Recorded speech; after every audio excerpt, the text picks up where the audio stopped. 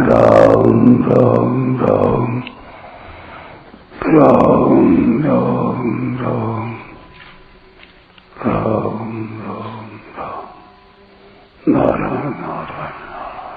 संबंध शरीर के साथ तादात्म्य कर लेने से ही इच्छा द्वेष आदि विकार पैदा होते हैं और उन विकारों का स्वयं पर असर पड़ता है।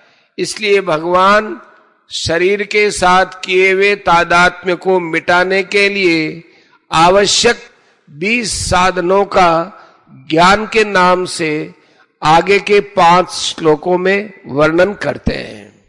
अमानित्वमदम्भित्वम अहिंसा क्षान्तिरार्जवम् आचार्योपासनं शौचं स्थैर्यमात्मविनिग्रह। अपने में श्रेष्ठता का भाव न होना, दिखावटीपन न होना, अहिंसा, क्षमा, सरलता, गुरु की सेवा, बाहर भीतर की शुद्धि, स्थिरता और मन का वश में होना। व्याख्या। अमानित्वम, अपने में मानीपन के अभाव का नाम अमानित्वम है। वर्ण, आश्रम, योग्यता, विद्या, गुण, पद आदि को लेकर अपने में श्रेष्ठता का भाव होता है कि मैं मान्य हूं, मैं आदरणीय हूं, परंतु ये भाव उत्पत्ति विनाशील शरीर के साथ तादात्म्य होने से ही होता है। अतः इसमें जड़ता की ही मुख्यता रहती है। इस मानीपन के रहने से साधक को वास्तविक ज्ञान नहीं होता। यह मानीपन साधक में जितना कम रहेगा उतना ही जड़ता का महत्व कम होगा। जड़ता का महत्व जितना कम होगा, जड़ता को लेकर अपने में मानीपन का भाव भी उतना ही कम होगा और साधक उतना ही चिन्मयता की तरफ तेजी से चलेगा। उपाय। जब साधक खुद बड़ा बन जाता है तब उसमें मानीपन आ जाता है। अतः साधक को चाहिए कि जो श्रेष्ठ पुरुष है, साधन में अपने से बड़े हैं, तत्वज्ञ जीवन मुक्त हैं, उनका संग करे, उनके पास में रहे, उनके अनुकूल बन जाए। इससे मानीपन दूर हो जाता है। इतना ही नहीं, उनके संग से दोष सुगमता पूर्वक दूर हो जाते हैं। गोस्वामी तुलसीदास जी महाराज कहते हैं, सब ही मान प्रद आप अमानी। अर्थात संत सभी को मान देने वाले होते और स्वयं मान पाने की इच्छा से रहित होते। इसी तरह साधक को भी मानीपन दूर करने के लिए सदा दूसरों को मान, आदर, सत्कार, बड़ाई आदि देने का स्वभाव बनाना चाहिए। ऐसा स्वभाव तभी बन सकता है जब वह दूसरों को किसी न किसी दृष्टि से अपने से श्रेष्ठ माने। यह नियम है कि प्रत्येक मनुष्य भिन्न भिन्न स्थिति वाला होते हुए भी कोई न कोई विशेषता रखता ही है। यह विशेषता वर्ण, आश्रम, गुण, विद्या, बुद्धि, योग्यता, पद, अधिकार आदि किसी भी कारण से हो सकती है। अतः साधक को ये चाहिए कि वह दूसरों की विशेषता की तरफ दृष्टि रखकर उनका सदा सम्मान करे। इस प्रकार दूसरों को मान देने से, भीतर से स्वभाव बन जाने से स्वयं मान पाने की इच्छा का स्वतः अभाव होता चला जाता है। हाँ, दूसरों को मान देते समय साधक का उद्देश्य अपने में मानीपन मिटाने का होना चाहिए, बदले में दूसरों से मान पाने का नहीं। विशेष बात, गीता में भगवान ने भक्ति मार्ग के साधकों में सबसे पहले भय का अभाव बताया था, अभयम, 16वें अध्याय का पहला, और अंत में मानीपन का अभाव बताया है, नाति मानिता, 16वें अध्याय का तीसरा। परंतु ज्ञान मार्ग के साधन में मानीपन का अभाव सबसे पहले बताया है, अमानित्वम, 13वें अध्याय का 7वां चल ही रहा है, और भय का अभाव सबसे अंत में बताया है, तत्व ज्ञानार्थ दर्शनम। इसका तात्पर्य यह है कि जैसे बालक अपनी मां को देखकर अभय हो जाता है, ऐसे ही भक्ति मार्ग में साधक प्रहलाद जी की तरह आरंभ से ही सब जगह अपने प्रभु को ही देखता है, इसलिए वह आरंभ में ही अभय हो जाता है। भक्त में स्वयं अमानी रहकर दूसरों को मान देने की आदत शुरू से ही होती है। अंत में उसका देहाध्यास अर्थात शरीर से मानी हुई एकता अपने आप मिट जाती है, तो वह सर्वथा अमानी हो जाता है।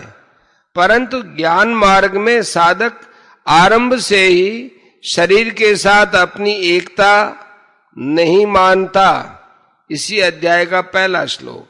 इसलिए वह आरंभ में ही अमानी हो जाता है, क्योंकि शरीर से एकता मानने से ही मानीपन आता है। अंत में वह तत्व ज्ञान के अर्थ रूप परमात्मा को सब जगह देखकर अभय हो जाता है। अदम्बित्वम, दंभ नाम दिखावटीपन का है। लोग हमारे में अच्छे गुण देखेंगे तो हमारा आदर करेंगे, हमें माला पहनाएंगे, हमारी पूजा करेंगे, हमें ऊंचे आसन पर बैठाएंगे आदि को लेकर अपने में वैसा गुण न होने पर भी गुण दिखाना, अपने में गुण कम होने पर भी उसे बाहर से ज्यादा प्रकट करना, ये सब दंभ है। अपने में सदाचार है, शुद्धि है, पवित्रता है, पर लोगों के सामने हम पवित्रता रखेंगे तो वे हमारी हंसी उड़ाएंगे, हमारी निंदा करेंगे। ऐसा सोचकर अपनी पवित्रता छोड़ देना और सामने वाले की तरह बन जाना भी दंभ है। जैसे आजकल विवाह आदि के अवसरों पर क्लबों, होटलों के स्वागत समारोह में तथा वायुयान आदि द्वारा यात्रा करते समय पवित्र आचरण वाले सज्जन भी मान सत्कार आदि के लिए अपवित्र खाद्य पदार्थ खाते देखे जाते हैं। यह भी दंभ ही है। इसी प्रकार दुराचारी पुरुष भी अच्छे लोगों के समुदाय में आने पर मान सत्कार, कीर्ति, प्रतिष्ठा आदि की प्राप्ति की इच्छा से अपने को बाहर से धर्मात्मा, भक्त, सेवक, दानी आदि प्रकट करने लगते हैं, तो वो भी दंभ ही है। कोई साधक एकांत में बंद कमरे में बैठकर जप, ध्यान, चिंतन कर रहा है और साथ में आलस्य नींद भी ले रहा है, परंतु जब बाहर से उस पर श्रद्धा, पूज्य भाव रखने वाले सज्जन की आवाज आती है, तब उस आवाज को सुनते ही वह सावधान होकर जप ध्यान करने लग जाता है और उसके नींद, आलस्य सब भाग जाते हैं। यह भी एक सूक्ष्म दंभ है। इसमें भी देखा जाए तो जो आवाज सुनकर सावधान हो जाना तो कोई दोष नहीं है, पर उसमें जो दिखावटीपन का भाव आ जाता है कि देखो ये सज्जन मेरे में अश्रद्धा न कर ले, ऐसा भाव आना दोष है। इस भाव के स्थान पर ऐसा भाव आना चाहिए कि भगवान ने बड़ा अच्छा किया कि मुझे सावधान करके जप ध्यान में लगा दिया। इस प्रकार के दम्भों का अभाव होना अदम्भित्व है। उपाय, साधक को अपना उद्देश्य एकमात्र परमात्म प्राप्ति का ही रखना चाहिए, लोगों को दिखाने का किंचन मात्र भी नहीं। अगर उसमें दिखावटीपन आ जाएगा तो उसके साधन में शिथिलता आ जाएगी, जिससे उद्देश्य की सिद्धि में बाधा लगेगी। अतः उसको कोई अच्छा बुरा, ऊंच नीच कुछ भी समझे, उसकी तरफ ख्याल न करके वह अपने साधन में लगा रहे, ऐसी सावधानी रखने से दंभ मिट जाता है। अहिंसा मन, वाणी और शरीर से कभी किसी को किंचन मात्र भी दुख न देने का नाम अहिंसा है। कर्ता भेद से हिंसा 3 प्रकार की होती है। कृत माने स्वयं हिंसा करना, कारित माने किसी से हिंसा करवाना, और अनुमोदित माने हिंसा का अनुमोदन समर्थन करना। उपर्युक्त 3 प्रकार की हिंसा 3 भावों से होती है, क्रोध से, लोभ से और मोह से। तात्पर्य है कि क्रोध से भी कृत, कारित और अनुमोदित हिंसा होती है, लोभ से भी कृत, कारित और अनुमोदित हिंसा होती है, तथा मोह से भी कृत, कारित और अनुमोदित हिंसा होती है। इस तरह 9 प्रकार की हिंसा हो गई। उपर्युक्त 9 प्रकार की हिंसा में 3 मात्राएं होती है, मृदु मात्रा, मध्य मात्रा और अधिमात्रा। किसी को थोड़ा दुख देना मृदु मात्रा में हिंसा है, मृदु मात्रा से अधिक दुख देना मध्यम मात्रा में हिंसा है, और बहुत अधिक घायल कर देना अथवा खत्म कर देना अधिमात्रा में हिंसा है। इस तरह मृदु, मध्य और अधिमात्रा के भेद से हिंसा 27 प्रकार की हो गई। उपर्युक्त 27 प्रकार की हिंसा 3 कारणों से होती है, शरीर से, वाणी से और मन से। इस तरह हिंसा 81 प्रकार की हो जाती है। इनमें से किसी भी प्रकार की हिंसा न करने का नाम अहिंसा है।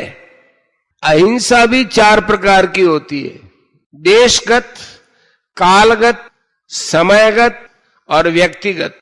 अमुक तीर्थ में, अमुक मंदिर में, अमुक स्थान में किसी को दुख न देना, ये देशगत अहिंसा है।